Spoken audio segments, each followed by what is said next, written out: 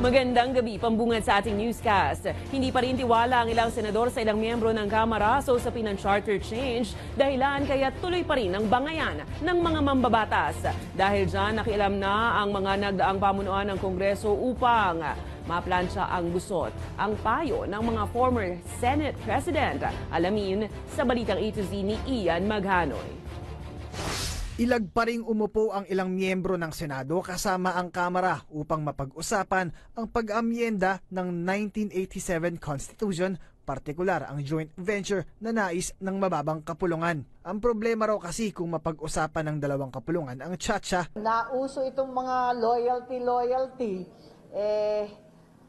sa haba ng panahon na nasa politika po kami, ang alam ko, kapag nagkakaroon ng protestations of loyalty, may problema.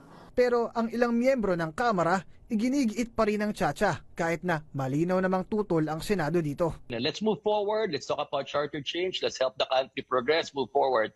All this talk about these agreements should be done in a professional manner. No? Wag yung name calling. That's just my appeal. No? Hindi naman tayo nakikipag-away, nakikipagbunuan.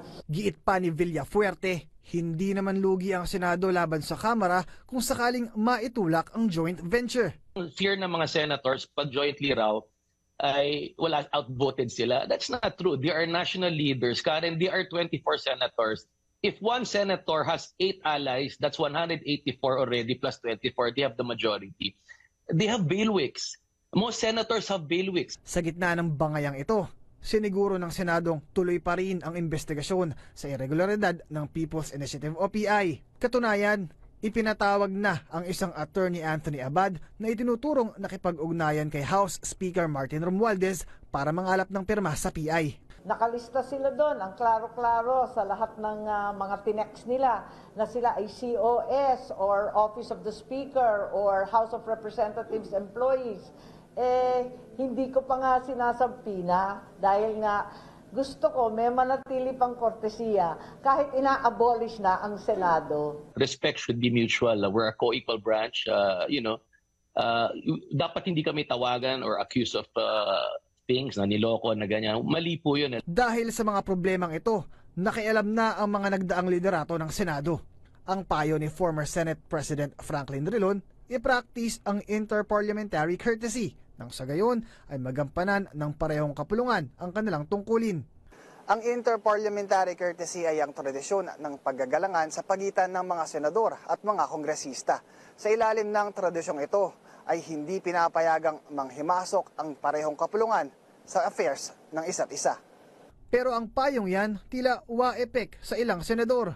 Kung tutuusin, pwede ring sabihin, ano pa ang natitira sa interparliamentary courtesy? Pinapatay na nga yung Senado.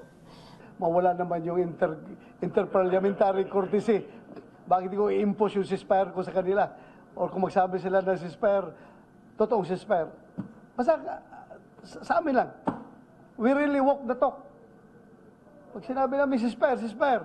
Kaya hirit ni Drilon, kailangan na talagang mamagitan ni President Ferdinand Bongbong Marcos Jr. at plantsahin ang gusot na ito. Bagay na sinecond demotion naman ni former Senate President Tito Soto III. Anya, wala naman daw kasing bagay na hindi kayang masolusyonan ng masinsinang usapan. Una nang nanindigan ang Senado sa pamamagitan ng resolution of both houses number 6 nito idadaan ang pag-amyenda sa 3 economic provisions ng konstitusyon kasabay ng investigasyon sa irregularidad ng PI. Para sa Balitang A to Z, Ian Maghanoy.